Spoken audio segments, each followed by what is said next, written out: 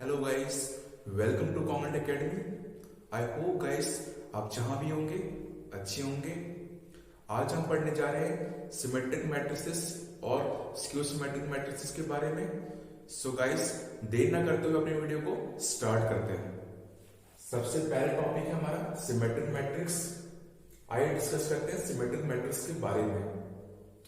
A matrix is said to be a symmetric matrix if A transpose is equal to A।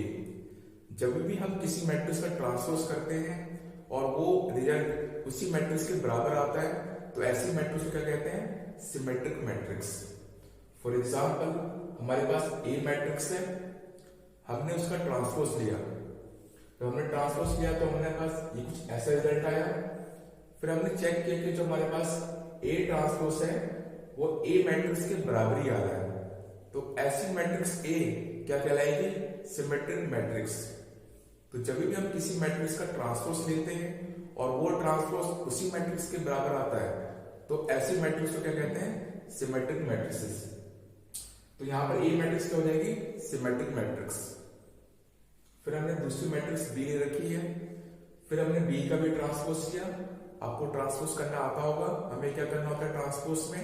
हम transpose में रो या फिर column को एक दूसरे में इंटरचेंज कर देते हैं। अगर आप रो इंटरचेंज करना चाहते हैं तो रो को कॉलम में करेंगे और कॉलम को इंटरचेंज करना चाहते हैं तो आप रो में करेंगे। देखते हैं, पहली कॉलम यहाँ पर है, उसे रो में इंटरचेंज कर दिया है, दूसरी कॉलम को भी रो में इंटरचेंज कर दिया है और तीसरी कॉलम को भी रो में इंटरचेंज कर दिया है। तो हमने ट्रांसपोज निकाल लिया। फिर हमने चेक किया कि जो हमारा ट्रांसपोज आ रहा है वो मैट्रिक्स बी के इक्वल आ रहा है। तो बी कैसी मैट्रिक्स हो जाएगी? बी हो जाएगी सिमेट्रिक मैट्रिक्स।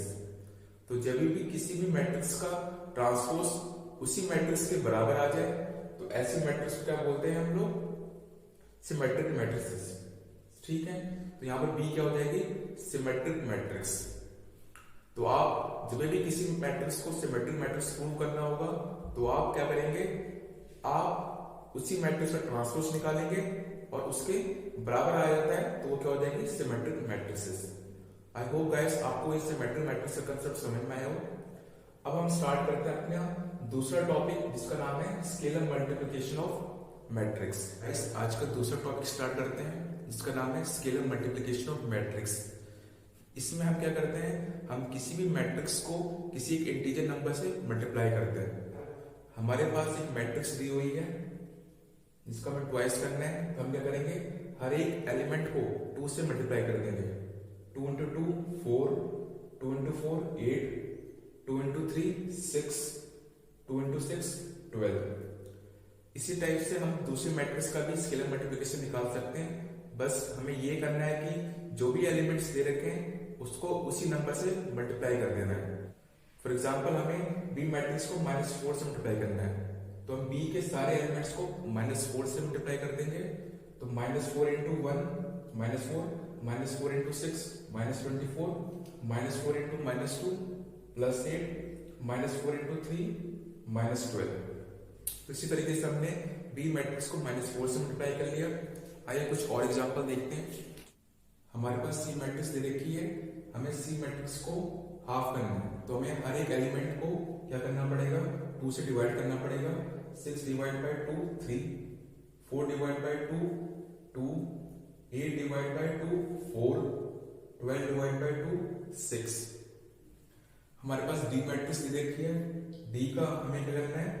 हमें -1/2 से उसे मल्टीप्लाई करना है या फिर हमें -2 से डिवाइड करना है। तो हम क्या कर सकते हैं? हर एक एलिमेंट डी मैट्रिक्स को हम -2 से डिवाइड कर देंगे। 2 divide by -2 -1, 4 divide by -2 -2, 6 divide by -2 -3।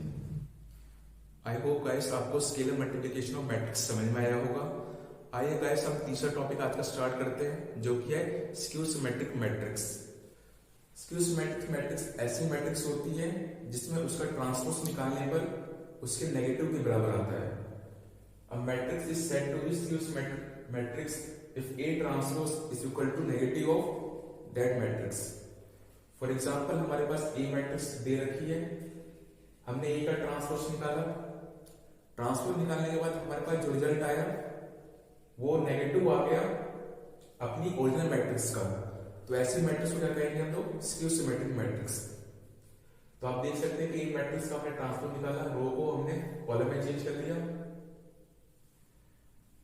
फिर हमने जो रिजल्ट आया हमारे पास ए ट्रांसपोज, वो क्या है, इसी का नेगेटिव है, तो ए मैट्रिक्स क्या हो जाएगी, स्क्यू सिमेट्रिक मैट्रिक्स। फिर हमने दूसरी मैट्रिक्स ले रखी है, उस मैट्रिक्स का हम सबसे पहले करेंगे ट्रांसपोज निकालेंगे। हमने रोज को कॉलम में चेंज कर दिया, दूसरी रो को भी कॉलम में चेंज कर दिया, फिर तीसरी रो को भी कॉलम में चेंज कर दिया। फिर हम देखते हैं कि जो हमारा बी ट्रांसपोज आता है वो बी मैट्रिक्स का क्या होता है, नेगेटिव होता है। तो आप देख सकते हैं बी ट्रांसपोज बी का नेगेटिव है। फिर हमने क्या कर रखा है, फिर हमने इस रिजल्ट को वेरीफाई किया, तो ये जो उसकी मैट्रिक्स की डेफिनेशन है उसको फॉलो कर रही है, तो फिर क्या हो जाएगी, बी एक स्क्यू सिमेट्रिक मैट्रिक्स हो जाएगी। तो स्क्यू सिमेट्रिक मैट्रिक्स ऐसी मैट्रिक्स होती है जिसका ट्रांसपोज करने पर उसका रिजल्ट अपने ओरिजिनल मैट्रिक्स के नेगेटिव के बराबर आता है। तो ये ध्यान रखिएगा, जब भी आप स्क्यू सिमेट्रिक मैट्रिक्स के बारे में पढ़ेंगे तो इस रिजल्ट को याद रखिएगा कि उस मैट्रिक्स का ट्रांसपोज उसी मैट्रिक्स के नेगेटिव के बराबर आना चाहिए, तो क्या हो जाएगी, स्क्यू सिमेट्रिक मैट्रिक्स हो जाएगी। आई होप गाइस आपको आज का टॉपिक समझ में आया होगा।